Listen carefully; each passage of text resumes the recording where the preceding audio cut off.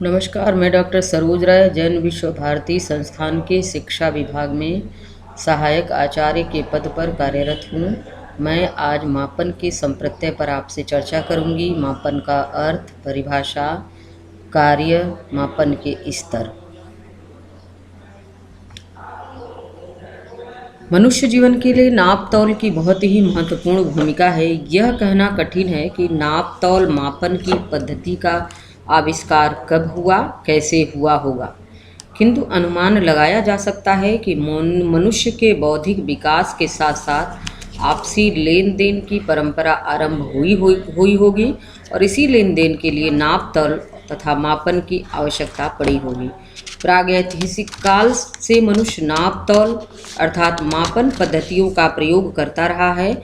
मापन के मात्रक शायद मानव द्वारा आविष्कृत सबसे पुरानी चीज़ों में से एक है, क्योंकि आदिम समाज को भी विभिन्न कामों के लिए कामचलाऊ मापन की आवश्यकता पड़ती रही होगी। भारत में मापन प्रणालियों का इतिहास बहुत पुराना है। सिंधु घाटी सभ्यता में प्राप्त कुछ प्राचीन नमूने 5वीं सहस्राब्दी ईसा पूर्व के हैं। संस्कृत में शूल शब्द का प्रयोग मापने की रस्सी या डोरी होता है।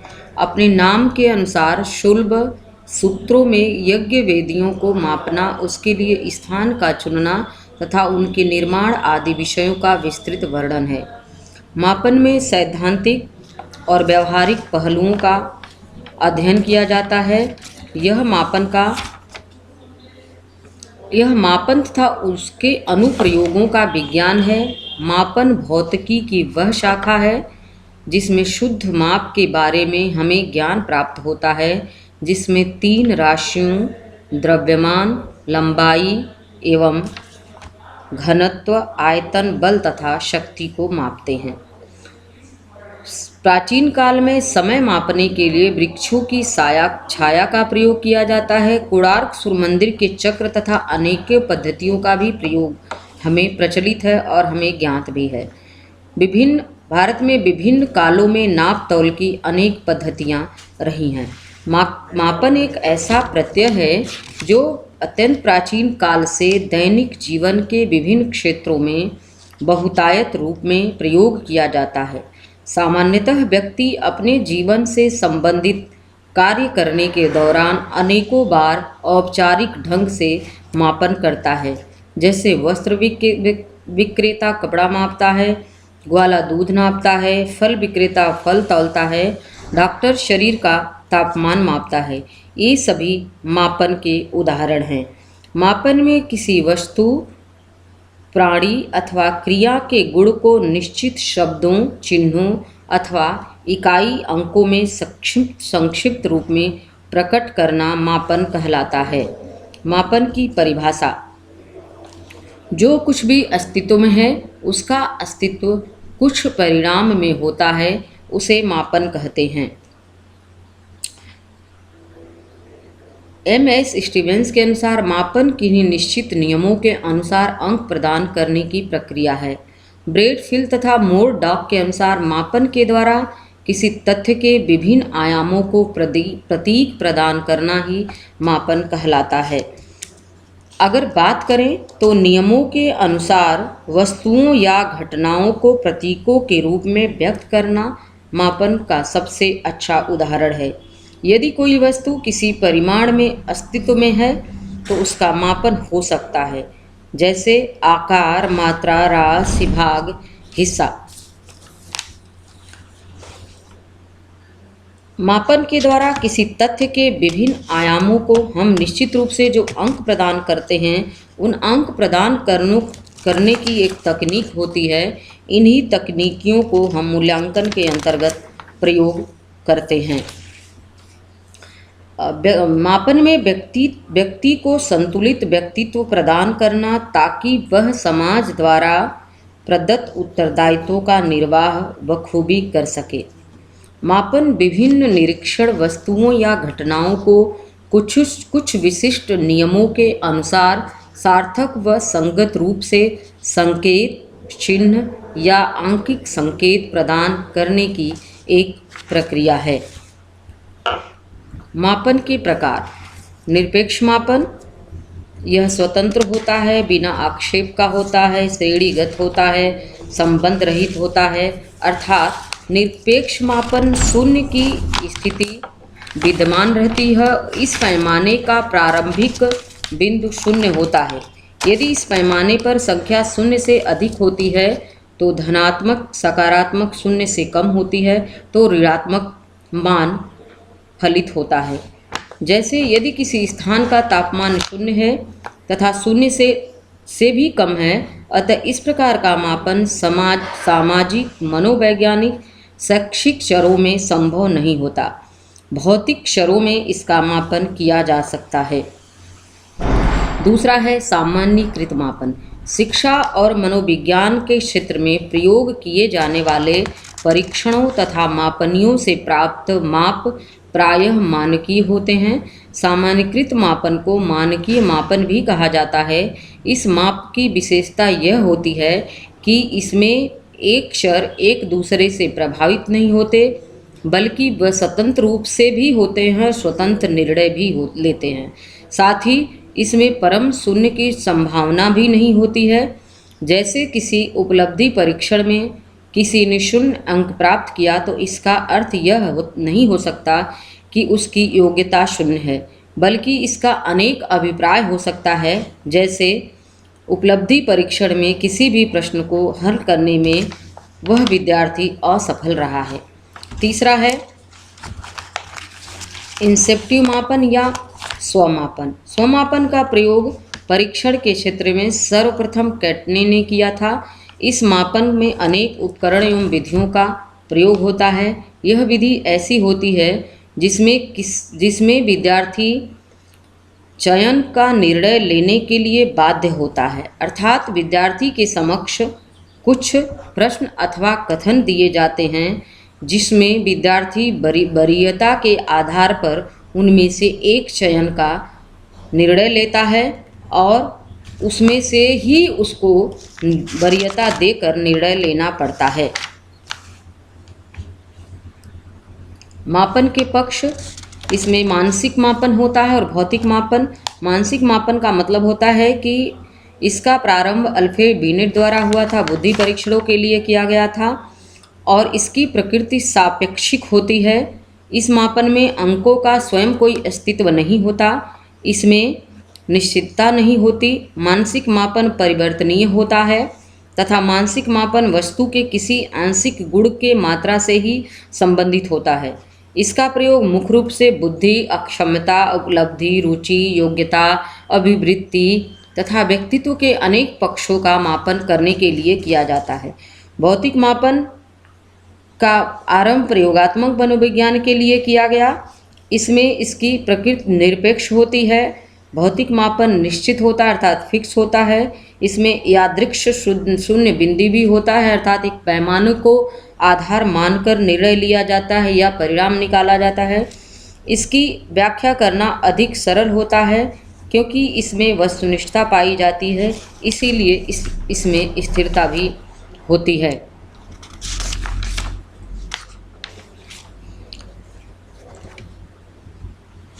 निरपेक्ष मापन, सामान्यीकृत मापन के आवश्यक तत्व, इसमें गुणों को पहचाना जाता है अर्थात व्यक्ति या वस्तु के मापन के पूर्व सर्वप्रथम उसके गुणों को पहचान कर उसकी व्याख्या की जाती है, क्योंकि मापन के अंतर्गत व्यक्ति या वस्तु के संपूर्ण व्यवहार का अध्ययन न करके केवल उसके कुछ ही गुणों का मापन किया जाता है। जैसे किसी मेज या कमरे की लंबाई, शारीरिक तापक्रम, बालक की बुद्धि, सृजनात्मकता, किशोरों की संवेगात्मक परिपक्वता, रुचि, अभिवृत्ति या अभिक्षमता।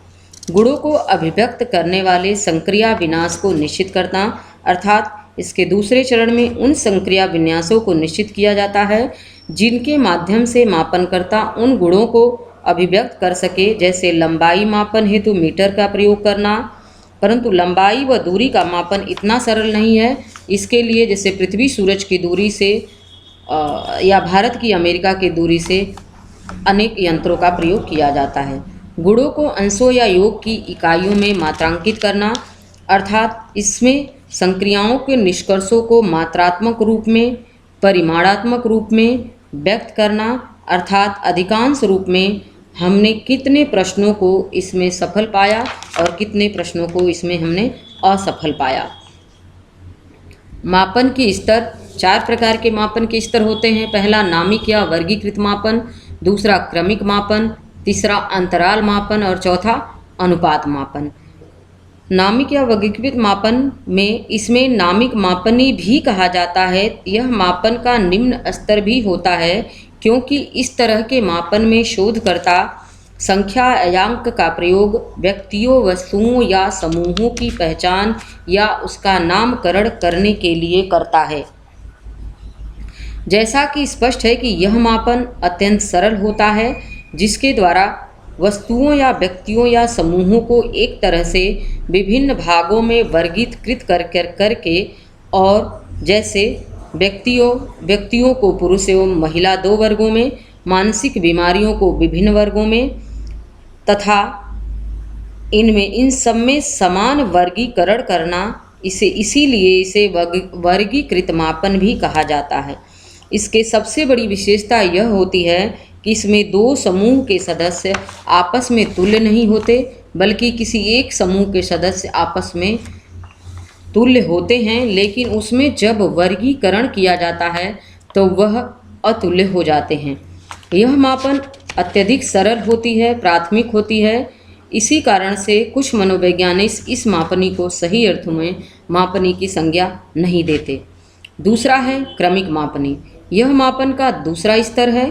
क्रमिक मापनी में संख्याओं द्वारा वस्तुओं या व्यक्तियों के कोटि क्रम का पता चलता है। इस प्रकार के मापन में कोटियों का क्रम उच्चतम से न्यूनतम, न्यूनतम से उच्चतम की दिशा में दिखलाया जा सकता है और यह भी पता लगाया जा सकता है कि कौन व्यक्ति वस्तु बड़ा है, छोटा है, भारी है, हल्का है, ऊंचा है या नीचा है।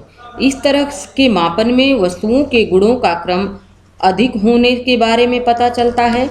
जैसे किसी भी वर्ग के सामाजिक आर्थिक स्तर का मापन इसके अंतर्गत किया जा सकता है। इस तरह के मापन में किसी समूह या कोटि से ऊंचा या नीचा होने का सहसंबंध भी ज्ञात किया जा सकता है। जैसे मध्यम सामाजिक आर्थिक वर्ग के सभी सदस्य एक दूसरे के समान होते हैं या नहीं, साथ ही उनमें अन्य समूह या कोटियों से नीचा होने का भी संबंध ज्ञात किया जा सकता है। क्रमिक मापनी से प्राप्त आंकड़ों का विश्लेषण करने के लिए माध्यिका, सततमक, कोटि अंतर, सहसंबंध आदि मुख्य रूप से प्रयोग किया जाते हैं। इस मापनी का यह दोष यह होता है कि इस मापनी से प्राप्त आंकड़े निरपेक्ष नहीं होते, बल्कि सापेक्ष होते हैं और यह नहीं बता पाते कि विभिन्न कोटियों में संबंधित गुणों में अंतर समान है या अंतर कम है। तीसरा है अंतराल मापनी। यह मापन का तीसरा स्तर है और उसमें सारे गुण समाहित होते हैं जो नामिक मापनी या क्रमिक मापनी में होते हैं। इस मापनी की सबसे प्रमुख विशेषता यह होती है कि इसकी इकाई समान एवं स्थिर होती है। इसी कारण से इसे समान अंतराल मापन भी कहा जाता है। इस तरह के मापन में संख्याओं द्वारा समान अंतराल का पता चलता है, इसीलिए उन्हें आसानी से जोड़ा या घटाया जा सकता है। अंतराल मापनी की एक विशेषता यह भी होती है कि इसमें वास्तविक शून्य बिंदु न होकर यथेच्छ शून्य बिंदु होते हैं और इससे प्राप्त आंकड़ों का विश्लेषण अंकगणितीय माध्य, मानक विचलन, पियर्सन, टी परीक्षण, एफ परीक्षण आदि के द्वारा निकाला जा सकता है, परंतु परिवर्तनशीलता के गुणांक का प्रयोग इसमें वर्जित माना जाता है। चौथी और अंतिम मापनी के स्तर है अनुपात मापनी। अनुपात मापनी सबसे उच्च स्तर होता है। इसमें नामिक, क्रमिक एवं अंतराल मापनी के सभी गुण मौजूद होते हैं। साथ ही उसमें एक वास्तविक शून्य बिंदु भी होता है, अर्थात एक पैमाना मान करके परिणाम निकालना। इसकी सबसे प्रमुख विशेषता यह होती है कि किन्हीं 2 संख्याओं का अनुपात मापन की इकाई से स्वतंत्र होता है और इसीलिए सही ढंग से बराबर बराबर करके तुलना की जाती है। इसका प्रयोग प्राकृतिक विज्ञानों में न होकर सामाजिक विज्ञानों में ज़्यादा होता है। भौतिक विज्ञानों में तुलनात्मक रूप से इसका प्रयोग अधिक किया जाता है। मनोविज्ञान तथा शिक्षा के क्षेत्र में अंतराल मापनी तथा क्रमिक मापनी का प्रयोग किया जाता, अनुपात मापनी का नहीं किया जाता। मापन की समस्याएं। सबसे पहली समस्या है मापन में अप्रत्यक्षता की समस्या होती है, अर्थात इसका प्रधान कारण यह है कि अधिकतर मनोवैज्ञानिक एवं शैक्षिक चर का स्वरूप ऐसा होता है जिसमें व्यक्ति प्रत्यक्ष रूप से देख नहीं सकता। जैसे किसी व्यक्ति की मनोवृत्ति का अध्ययन करना है तो उसके लिए उसकी मनोवृत्ति का मापन करना होगा, लेकिन यहाँ मनोवृत्ति एक ऐसा चर है जिसे शोधकर्ता प्रत्यक्ष रूप से देख नहीं सकता। इसके लिए शोधकर्ता उसके व्यवहारों अनुक्रियाओं का अध्ययन करता है। दूसरा पॉइंट है मापन में अधूरेपन की समस्या होती है, अर्थात शोधकर्ता के लिए सबसे गंभीर समस्या यह होती है कि किसी शोधकर्ता को बुद्धि मापन के लिए बुद्धि परीक्षण का निर्माण करना होगा। बुद्धि परीक्षण में 20 एकांश या 100 एकांश भी होते हैं, परंतु वास्तव में उनकी संख्या कितनी होनी चाहिए इसका निर्धारण नहीं किया गया है। इसीलिए बुद्धि मापने का कार्य अधूरा इसलिए रह जाता है कि बुद्धि के अनेक पक्ष होते हैं और हम 20 एकांश या 100 एकांशों से बुद्धि के अनेक पक्षों का मापन नहीं कर सकते। सापेक्ष की समस्या, अर्थात मनोवैज्ञानिक मापन तथा शैक्षिक मापन सापेक्ष नहीं हो सकता। इसमें ऐसे मापों के आधार पर सही निष्कर्ष ज्ञात करना कठिन हो जाता है, इसीलिए इसमें सापेक्षता की समस्या होती है। मापन में होने वाली त्रुटियों से संबंधित समस्याएं। मापन चाहे प्राकृतिक विज्ञान का हो या व्यावहारिक विज्ञान का हो, कभी भी शुद्ध नहीं हो सकता। इसमें किसी न किसी प्रकार की त्रुटि रही जा सकती है। मापन के कार्य। मापन कार्मिक चयन में मदद करता है, अर्थात अपने संगठन तथा विभिन्न प्रकार के उद्योग धंधों के लिए किसी भी प्रबंधक को, किसी भी प्रशासक को योग्य कर्मचारी का चयन करने के लिए उसके लिए योग्य कर्मचारियों की उनके शील, गुण, योग्यता, अभिरुचि का मापन आसानी से किया जा सकता है। कभी कभी यह भी देखा गया है कि किसी कारणवश प्रशासक को कोई निर्णय लेना पड़ता है, जैसे बर्खास्त करना, निलंबन करना आदि। ऐसी परिस्थिति में मापन की महत्वपूर्ण भूमिका होती है और इसी के माध्यम से वांछित आंकड़े एकत्रित करके उसके आधार पर प्रशासक निर्णय ले सकता है। मापन वर्गीकरण में मदद करता है, अर्थात व्यक्ति के व्यवहार, घटना, शील, गुण आदि को अनेक वर्गों में विभाजित करते हुए उसके आधार पर निर्णय लिया जा सकता है। मापन तुलनात्मक अध्ययन में मदद करता है। कोई भी दो व्यक्तियों समान नहीं होते। दूसरे शब्दों में व्यक्ति का शील, गुण, आदत, प्रवृत्ति, क्षमता, योग्यता समान नहीं होती।